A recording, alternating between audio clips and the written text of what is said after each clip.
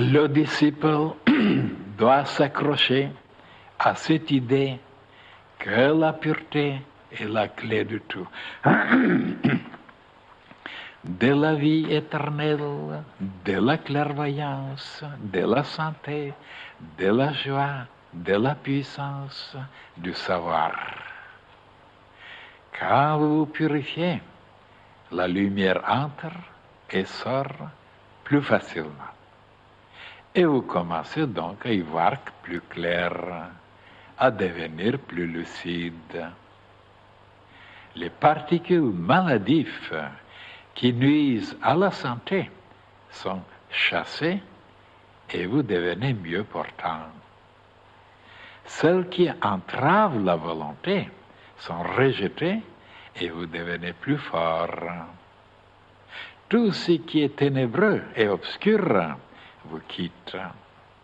Et si vous étiez triste, la joie vous envahit, car la joie n'est rien d'autre qu'un aspect de la pureté. Plus on se purifie, plus on se sent léger, gai, heureux. Et comme l'impureté entraîne la fermentation, la putréfaction, la dislocation et la mort, plus on se purifie, plus on marche vers l'immortalité.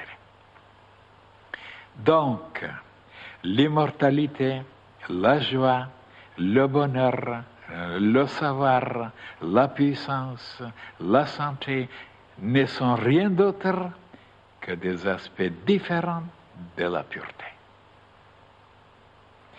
Voilà un résumé de la science initiatique. À vous maintenant de vérifier si c'est vrai.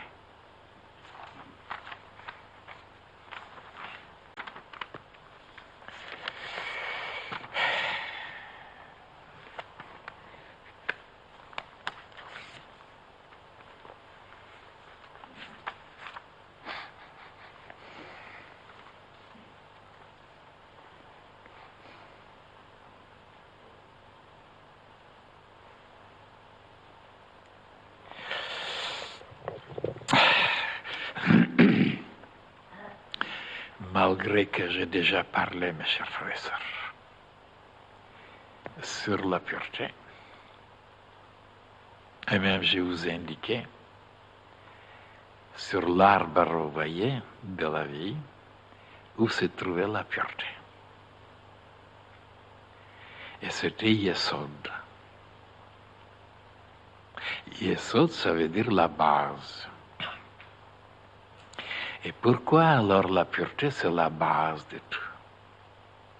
Prenez maintenant quelqu'un qui a des matériaux, des éléments, des choses qui n'entrent pas dans la structure, qui sont des choses étrangères pour l'organisme, que ce soit des poisons, des acidités, des toxines, et ainsi de suite, des matériaux nocifs. Hein? Et pourquoi l'organisme se sent alors là, dans tous ces états, alourdi, abruti, malheureux, triste, faible, paralysé, obscur, ténébreux, ainsi de suite. Mais alors, vous pouvez énumérer tout ce qui est négatif hein, et maladif. Ben, c'est comme ça. C'est l'intelligence cosmique qui a arrangé les choses comme ça. C'est pas moi. Ne peut pas m'accuser, moi. L'intelligence cosmique. Tout ce qui est étranger, inutile, pour la construction, pour la digestion, ainsi de suite, pour l'organisme, doit être rejeté. Autrement, il est nuisible, il entrave, il dérange, il empoisonne. Et voilà, les fonctions après de l'organisme ne marchent pas bien. C'est tellement facile de constater ça. Prenez un petit peu de strychnine ou de belladonna. Alors, avalez un peu. Et vous verrez ce qui va se passer. Hein? Est-ce que vous aurez toutes les possibilités de penser, de travailler, de parler de... Oh là là là là là, rien. Tout vous manquera. Et voilà, après vous êtes mort. Et il y a bien sûr d'autres matériaux qui ne sont pas aussi puissants, aussi nocifs que... Voilà, c'est poison. Mais ils sont plus ou moins nocifs. Et l'organisme les rejette. Et pourquoi on considère maintenant tous ces matériaux, tous ces éléments, toutes ces particules, que ça c'est à cause de la nutrition, à cause des boissons, à cause de la respiration, ou des pensées, des sentiments, tout ce qui est nocif doit être rejeté. Ben, c'est ça le résumé du mot pureté. Et qu'est-ce que c'est la pureté? Ben, c'est la liberté. Mais quelle liberté? De se dégager de tout ce qui est nocif. Oh, alors le mot pureté à ce moment-là prend une importance incalculable.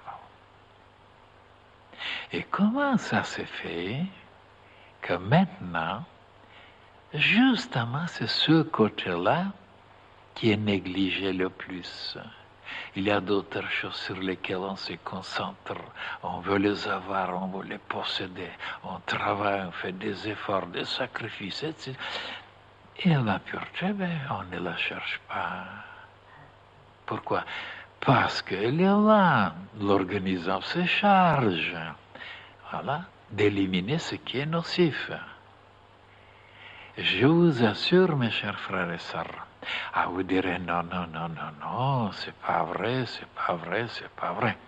Dans le passé, bien sûr, on ne connaissait pas l'existence des bacilles, des microbes, des germes nocifs. Alors à ce moment même, on ne se lavait pas les mains quand on devait manger. On ne mangeait pas même les fruits ou la nourriture. Alors on buvait même de l'eau d'un ruisseau qui était déjà sale et dégoûtant. Comme souvent les animaux, les pauvres, ils sont obligés, il n'y a pas d'autre eau. Alors, et voilà comment ils mouraient comme des mouches à cause de ces impuretés. Parce qu'on ne savait pas qu'il y avait des microbes. Et maintenant, je vais vous dire maintenant pourquoi les plus grands maîtres se concentrent et comptent, se basent seulement sur la pureté. Mais pourquoi? Parce qu'ils savent que la pureté comme base leur donnera tout le reste. Et comment tout le reste? Mais regardez maintenant. Vous avez quelque chose que vous avez mangé d'impur. Ben, vous êtes nerveux, vous êtes mécontent. Enlevez ça, de nouveau, vous êtes calme, dans la paix et lucide. Ça, tout le monde l'a constaté. Ou que ça soit des vins, des boissons, des liqueurs, des poisons.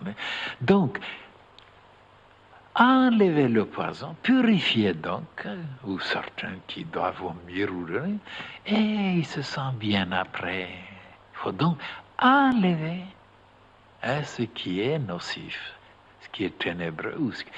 Et voilà comment, donc, tout s'ensuit après. On se sent bien.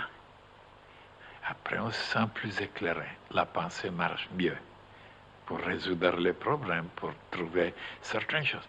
Et après, on se sent plus fort, plus puissant pour agir, pour faire le travail. Et on est plus heureux. Donc, regardez comment tout est lié, basé sur la pureté. Alors, la pureté vous donne plus de possibilités à comprendre les choses, à les pénétrer, à les connaître. Vous donne plus de possibilités pour vaincre les difficultés parce que la volonté se renforce. Et vous devenez beaucoup plus expressif parce que vous avez la joie, le bonheur, le contentement. Et tout ça se reflète sur la santé et la santé s'améliore. Et ainsi de suite. Mais alors, tout est basé sur la pureté. Alors, mettez des impuretés, commence à pourrir, commence à fermenter, Eh bien, vous verrez après la perdition, la dislocation, voilà, l'assombrissement, l'affaiblissement, et l'homme disparaît. Et pourquoi? Parce qu'il n'était pas intelligent, parce qu'il n'était pas riche, parce qu'il n'était pas puissant. Non, parce qu'il est impur.